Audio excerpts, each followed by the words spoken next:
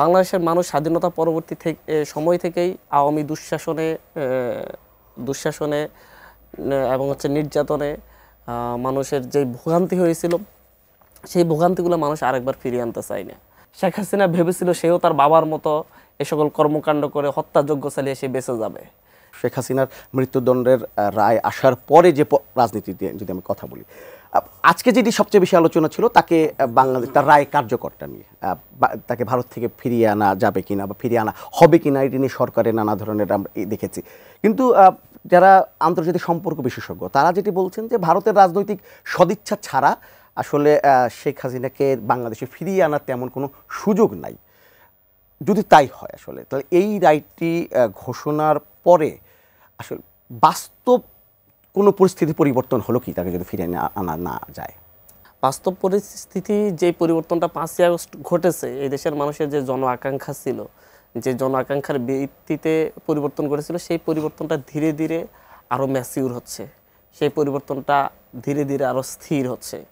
শেখ হাসিনার বিচার প্রক্রিয়া, সংস্কার প্রক্রিয়ার মধ্য দিয়ে সেই পরিবর্তনটা দীর্ঘস্থায়ী হওয়ার সূচনা হয় এবং শেখ হাসিনার বিচার রায়ের মধ্য দিয়ে দীর্ঘস্থায়ী হওয়ার সম্ভাবনাটা আরও বেশি প্রবল হয়। আপনার বাংলাদেশের মানুষ স্বাধীনতা পরবর্তী সময় থেকেই আওয়ামী দুঃশাসনে এবং নির্যাতনে মানুষের যে ভোগান্তি হয়েছিল সেই ভোগান্তিগুলো মানুষ আরেকবার ফিরিয়ে আনতে চায় না। সেই জায়গা থেকে শেখ হাসিনা সহ শেখ মুজিবুর রহমান একটা গণহত্যা 72 থেকে 75 সালে চালিয়েছিলেন। শেখ হাসিনা 2008 থেকে 2024 সাল পর্যন্ত 24 সাল পর্যন্ত নিয়মিত হত্যাকাণ্ড, গুম খুন চালিয়ে গিয়েছিলেন। কিন্তু শেখ মুজিবুর রহমানের বিচার কিন্তু হয় নাই। মনে করেন সিরাজ শিকদার হত্যাকাণ্ডের বিচার কিন্তু আজও বাংলাদেশের মানুষ দেখে নাই। সিরাজ শিকদার, যাকে বিরোধী দলীয় নেতা, যাকে হত্যা করে শেখ মুজিবুর রহমান প্রকাশ্যে পার্লামেন্টে স্বীকারোক্তিমূলক জবানবন্দি দিয়েছিলেন যে আজ কোথায় সেই সিরাজ শিকদার, তার বিরোধিতা করলে হত্যা করা যাবে, সেটা কোনো দলের প্রধান হোক, সেটা কিন্তু শেখ মুজিবুর রহমান শুরু করেছিলেন। এরপর হাজার হাজার মুক্তিযোদ্ধাদেরকে হত্যা করা হয়েছিল রক্ষী বাহিনীর মাধ্যমে। তো এই ঘটনাগুলো বিচার না হওয়ার কারণে শেখ হাসিনা ভেবেছিল সেও তার বাবার মতো এ সকল কর্মকাণ্ড করে হত্যাযজ্ঞ চালিয়ে সে বেঁচে যাবে।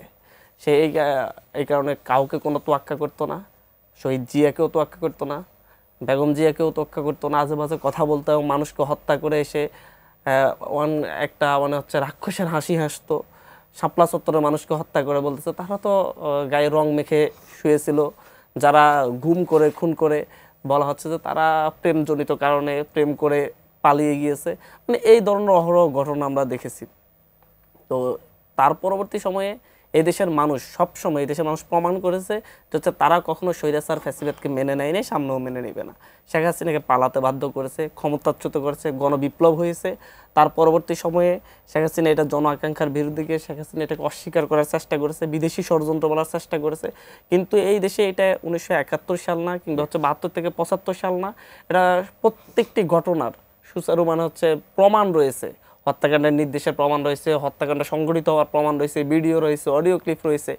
সেখান থেকে বাংলাদেশ এই প্রথম একটা স্বচ্ছ বিচার প্রক্রিয়া দেখছে। আমি মনে করি এইরকম বিচার প্রক্রিয়া বাংলাদেশে আগে কখনো ঘটে নাই।